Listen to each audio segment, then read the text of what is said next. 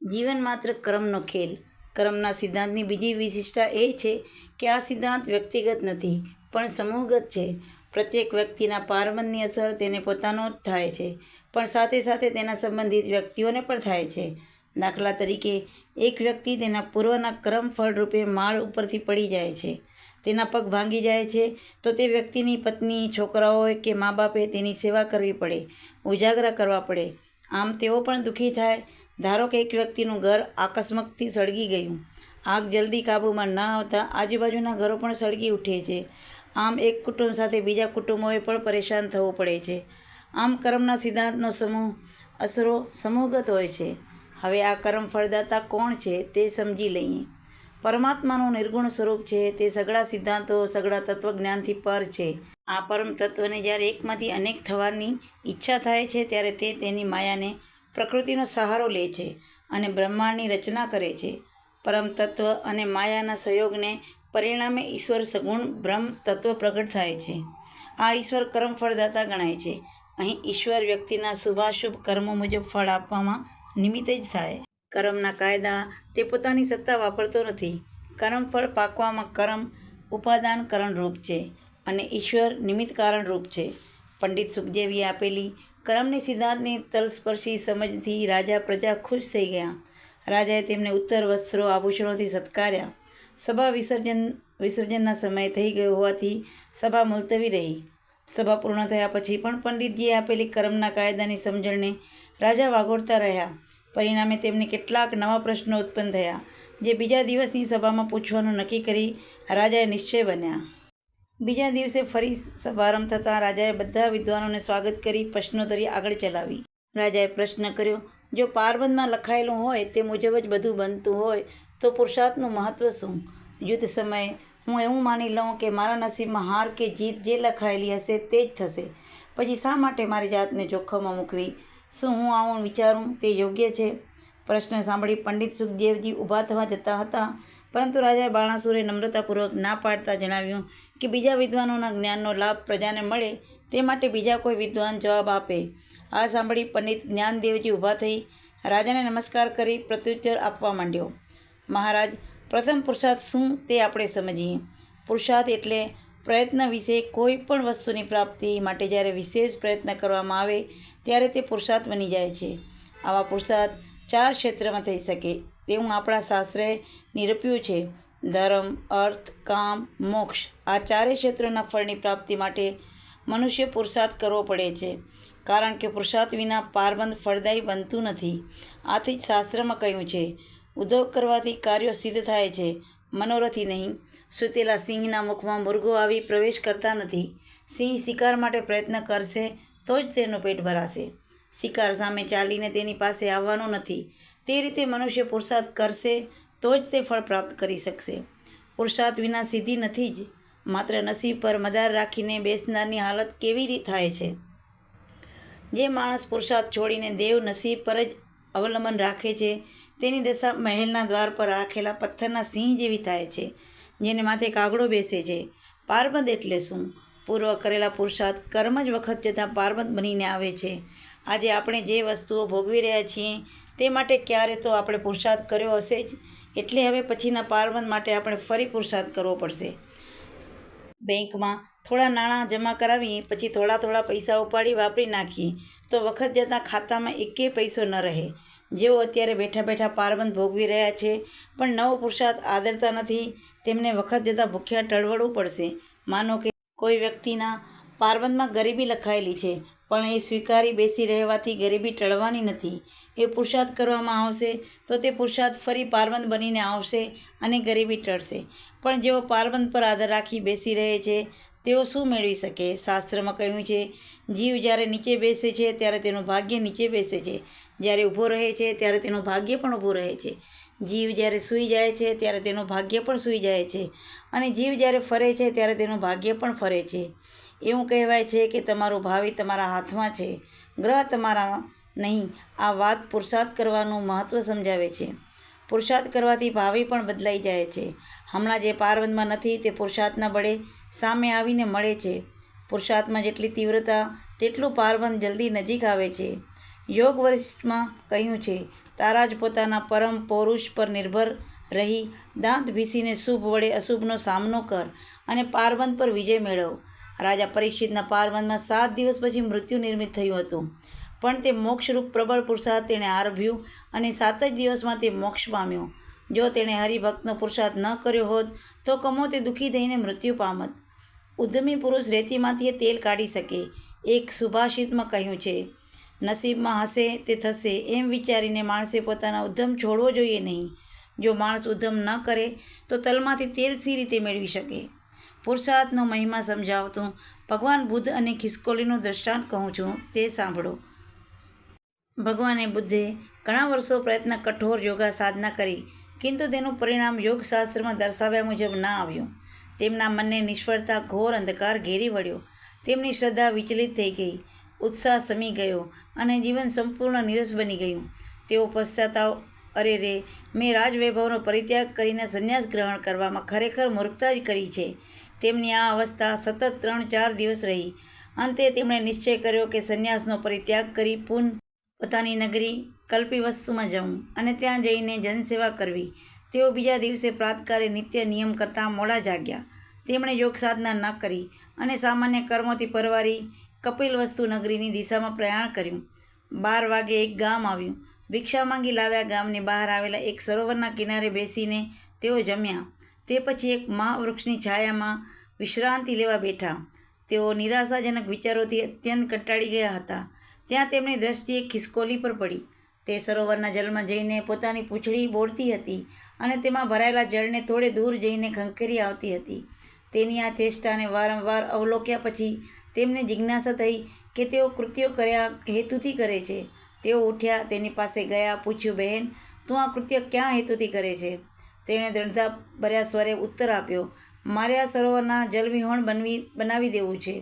આ તુચ્છ જેવી ખિસકોલી વિશાળ સરોવરને કેટલા જન્મે જલવિહોણું બનાવી શકશે? તેમને તેની દયા આવી. બોલ્યા, બહેન, તારે આવો નિશ્ચય કેમ કરવો પડ્યો? સરોવર મારા સંતાનોને તાણી ગયું છે, પરંતુ તું આ કાર્ય સહજ જન્મે પણ પૂર્ણ નહીં કરી શકે. કાર્ય પૂર્ણ થાય કે ન થાય તેની મને સ્પૃહા નથી. હું સતત પ્રયત્ન કર્યા કરીશ, ભલે પછી સહસ્ર જન્મ થાય કે કોટી જન્મ. નિશ્ચય એટલે નિશ્ચય. આપ તપસ્વી છો, મને આશીર્વાદ આપો કે કોઈ પણ જન્મમાં મારો નિશ્ચય લેશ પણ ચડે નહીં. તેમણે તેના ગૌરવ ભરેલા વંદનને થોડી ક્ષણો વિલોક્યા કર્યું, સદભાવપૂર્વક આશીર્વાદ આપ્યા. અંતમાં તેણે શ્રદ્ધાપૂર્વક વંદન કરી પૂર્ણ વૃક્ષ નીચે આવ્યા. તેઓ વિચારવા લાગ્યા, કયા મારો નિર્બળ નિશ્ચય અને ક્યાં આ ખિસકોલીનો સબળ નિશ્ચય? બંનેની તુલના સી રીતે કરી શકાય? જો એ સત્ય છે કે તેના નિશ્ચયમાં દેશભાવ છે, અંત તેનું મૂલ્ય સાત્વિક નિશ્ચયની અપેક્ષાએ અધિક ન આંકી શકાય. હું યોગી છું. મારા નિશ્ચયની ગતિ સત્વગુણની દિશામાં છે. મારે મારા નિશ્ચયમાં સ્થિરતા રહેવું જોઈએ.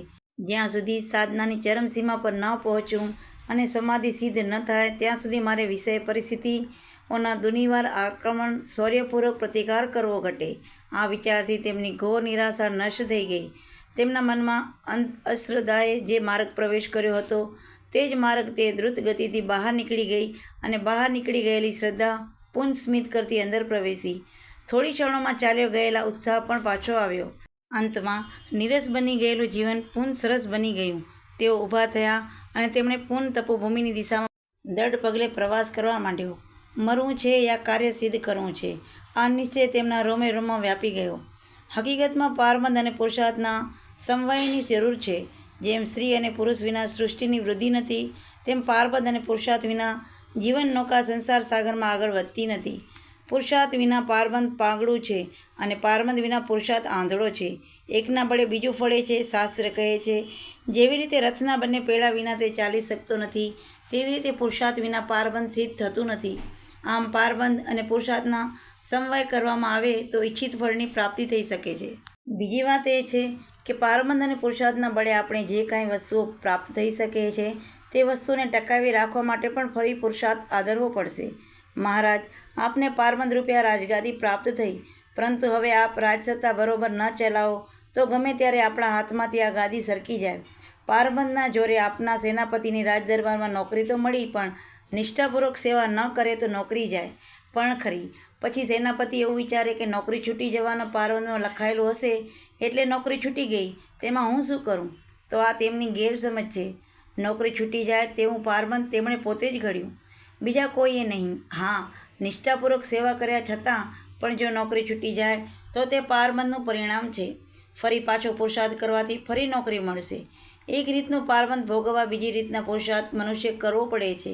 માનો કે એક માણસને પૂર્વના પારબંધે અને આ જીવનના પુરુષાર્થ મળીને પુષ્કળ સંપત્તિ પ્રાપ્ત થઈ છે. આ જીવનમાં વધુ સંપત્તિ મેળવવા તે અતિશ્રમ કરે છે. પરિણામે તેનું શરીર બગડે છે અને તેની સંપત્તિનો તો ઉપભોગ કરી શકતો નથી. ખરેખર તો એ માણસ સંપત્તિરૂપ પારબંધ ભોગવવા માટે શરીરની કાળજી લેવી જોઈતી હતી. તે માટે તેણે નિત્ય વ્યાયામનો પુરુષાર્થ કરવો જોઈતો હતો, પણ આ પુરુષાર્થ તેણે ન કર્યો. પરિણામે સંપત્તિનું પારબંધ ભોગવવા તે અશક્તિમાન થઈ પડ્યો. મનુષ્યના પારબંધમાં સુખ લખાયેલું હોય, પરંતુ તે સુખ તે કેવી રીતે પ્રાપ્ત કરે છે તેની પર તેના ભવિષ્ય અવલંબે છે. માનો કે એક વ્યક્તિના નસીબમાં રાજગાદી લખાયેલી છે. હવે તે કઈ રીતે ગાદી મેળવે છે તે અગત્યની વાત છે. જો તે વ્યક્તિ કાવા દાવા કરીને રાજાને ગાદી પરથી ઉથલાવી ગાદી મેળવશે તો તે કાયદા વિરુદ્ધનું કર્મ થયું, જેને દુઃખરૂપ ફળ તેણે ભવિષ્યમાં ભોગવવું પડશે. પરંતુ તે વ્યક્તિ જો ગાદી પરના ચાલુ રાજાની સેવા કરી તેમને પ્રસન્ન કરશે તો તે રીતે પણ પારબંધના જોરે તે વહેલી મોડી ગાદી પ્રાપ્ત કરશે. કોઈ વિદ્યાર્થીના નસીબમાં ઉત્તીર્ણ થવાનું લખાયેલું હોય તો તે પરીક્ષામાં ચોરી કરીને ઉત્તીર્ણ થઈ શકે છે, અથવા પુરુષાર્થ કરીને પણ ઉત્તીર્ણ થઈ શકે છે. અહીં મનુષ્યએ વિવેક વાપરવાનો છે.